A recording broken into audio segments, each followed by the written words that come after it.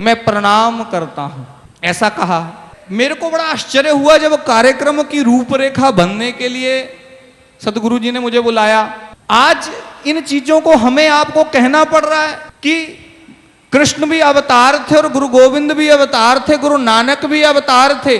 गुरु गोविंद सिंह जी ने एक 10वां ग्रंथ लिखा है। कुछ आतताई अल्प बुद्धि के जो लोग हैं, जिनमें बुद्धि है नहीं मगर बुद्धिमान अपने आप को कहते हैं, वो कहते हैं कि 10वां ग्रंथ गुरु साहब ने लिखा ही नहीं, वो तो लोगों ने लिख दिया। 10वां ग्रंथ में गुरु साहब लिखते हैं चंडी का चरित्र, और अंत में पता क्या लिखते हैं? इति मारकंडे पुराणे अंतर्गते।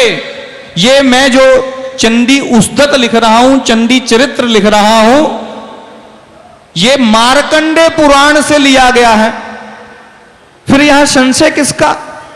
गुरु तेग बहादुर जी ने तो यहां तक कह दिया, हरि को नाम सदा सुखदाई, जाको सिमर अजामिल उदरियु, गणिका ते सुख पाई।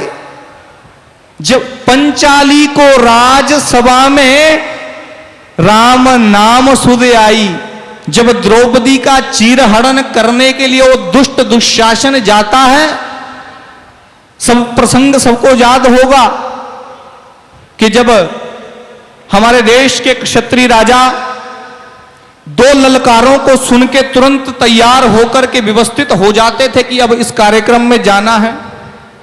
एक युद्ध की ललकार और एक जुए की ललकार। शकुनु ने जुए की ललकार के लिए धर्मराज को निमंत्रण दिया और धर्मराज जुआ खेलने चले जाते हैं। उस सभा में युधिष्ठिर अपना सर्वस्व हार गए, यहां तक कि अपने आप को हार गए। 5 पांडवों ने मुकुट उतार के रख दिए और द्रौपदी को हार गए। वह दुष्ट दुशासन दुर्योधन के कहने पर, दुर्योधन कहता है ललकार के कि हे दुर्योधन, जाओ हमारी जीती हुई द्रौपदी को सभा के बीच में ला करके नग्न कर दो।